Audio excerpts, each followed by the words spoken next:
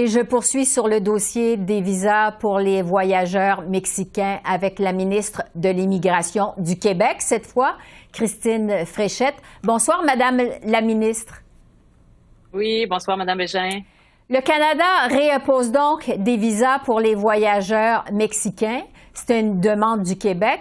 Vous disiez qu'il y avait un manque de collaboration d'Ottawa dans le dossier des réfugiés, mais là, on vous tend la main, non?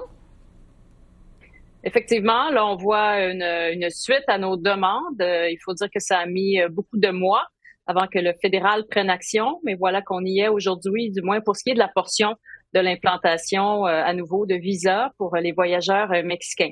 Ça, c'était une démarche qui était incontournable à notre avis parce que le quart des demandeurs d'asile qui arrivent au Québec sont d'origine mexicaine et à peine 32 d'entre eux se qualifient à titre de véritables demandeurs d'asile.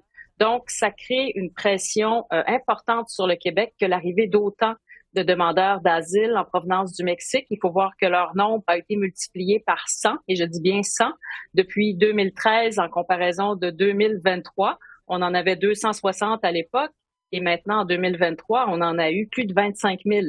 Donc, voilà, il est important pour nous que le fédéral agisse en lien avec l'arrivée de ces demandeurs d'asile en provenance du Mexique pour réduire la pression sur le Québec. Mais maintenant, c'est pas tout. Nos demandes ne s'arrêtent pas là, mais c'est un pas important qui a été franchi aujourd'hui. Sur ce retour des visas, justement, on parle beaucoup des demandes qui sont rejetées. Est-ce que vous pensez qu'on risque aussi d'échapper des gens qui ont vraiment besoin d'aide?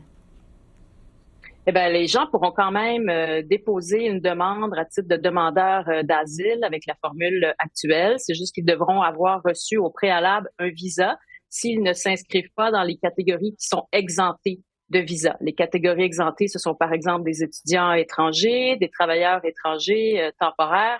Donc, voilà, il sera toujours possible. Maintenant, c'est sûr qu'on va réduire le nombre de personnes qui souhaitent venir présumément pour à titre de demandeurs d'asile, mais qui n'en sont pas vraiment. Et c'est ce qui prévalait il y a plusieurs années, donc avant l'année 2016 comme situation. Et le nombre de personnes qui arrivaient au Québec à titre de demandeurs d'asile était minime. On parle de 200, 300 personnes à cette époque. Ouais. Donc, à voir à l'usure comment ça va se traduire dans les faits avec la méthode adoptée par le fédéral qui a été annoncée ce matin, mais on est confiant qu'on va avoir une différence positive là, pour le Québec. On a décidé que les voyageurs mexicains qui ont un permis de travail n'auront pas besoin d'obtenir un visa canadien. Est-ce que vous pensez qu'on envoie le message au Mexique qu'on a besoin de leurs travailleurs temporaires, mais pas de ces réfugiés?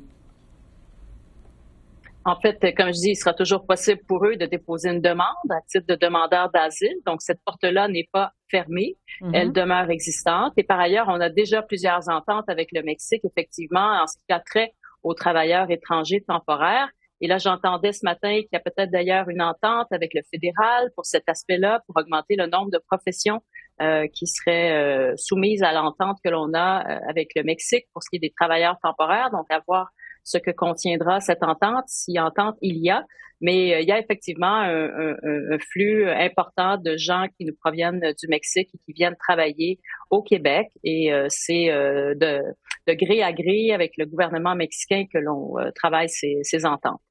Cela dit, il y a un avocat en immigration qui a déposé une poursuite contre vous en Cour supérieure. Il semble que les délais pour le regroupement familial sont de 34 mois au Québec et seulement 12 mois dans le reste du Canada. Est-ce que ces délais sont dus à des raisons politiques, comme vos adversaires le laissent entendre?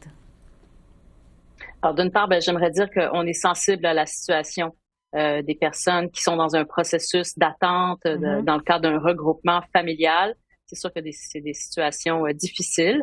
Maintenant, nous, on a adopté, au terme d'une commission parlementaire qui s'est tenue en septembre dernier, on a adopté une planification stratégique, laquelle vient définir les différentes catégories pour lesquelles on aura des immigrants permanents. Et notre approche est équilibrée en ce sens qu'elle reflète notre engagement en matière humanitaire, notre engagement en matière de regroupement familial. Mais pourquoi cette différence avec le reste du Canada? 34 mois, 12 mois, c'est une grosse différence, non? c'est une différence importante. Il y a eu un volume beaucoup plus important peut-être au Québec de demandeurs pour le regroupement familial. Nous, notre approche pour la planification pluriannuelle de l'immigration, elle inclut donc une diversité de regroupements qui rejoignent à la fois des considérations humanitaires, familiales et économiques. Et le nombre d'admissions que l'on reçoit et que l'on recevra pour l'année 2024 et 2025 en matière de regroupement familial est resté pratiquement stable depuis plus de 10 ans au Québec. Ça tourne autour de 10 000 admissions. Pour l'année présente et l'année prochaine, on aura entre 10 400 et 10 600 personnes qui s'inscriront dans ce processus de regroupement familial. Mais maintenant, est-ce que vous allez augmenter, accélérer le processus, justement? Eh bien, le processus, nous, on aimerait notamment que le fédéral fasse en sorte de respecter systématiquement le principe de premier arrivé, premier servi. Parce que la vérificatrice générale a mentionné dans son dernier rapport qu'il y avait des enjeux de ce côté-là à Immigration Canada, notamment pour les regroupements familiaux. Il est important que les gens qui attendent depuis plus longtemps soient les premiers à passer. Et ça, c'est un principe qui nous apparaît incontournable. Maintenant, pour ce qui est du nombre d'admissions que nous recevrons pour les regroupements familiaux, eh bien, ils vont être ceux que l'on a adoptés au terme de la commission parlementaire et qui ont été déposés à l'Assemblée nationale en novembre dernier. En terminant, je veux vous entendre sur ce jugement de la Cour d'appel sur la loi 21 aujourd'hui. Est-ce que vous vous préparez déjà pour une contestation en Cour suprême? Je pense que tous les scénarios sont envisagés, mais on se réjouit du jugement de la Cour suprême. Pour nous, vous savez, la laïcité, c'est un principe, une valeur importante qui est inscrit au cœur de la société québécoise. Le gouvernement en a fait une priorité également au courant du premier mandat particulièrement. Donc, il est important pour nous que ce jugement, que cette loi, en fait, soit confirmée par ce jugement, ce qui a été fait aujourd'hui. Donc, on s'en réjouit et c'est une orientation donc dans laquelle on va s'inscrire. Merci beaucoup, Madame la ministre. Bonne soirée. Merci. Bonne soirée.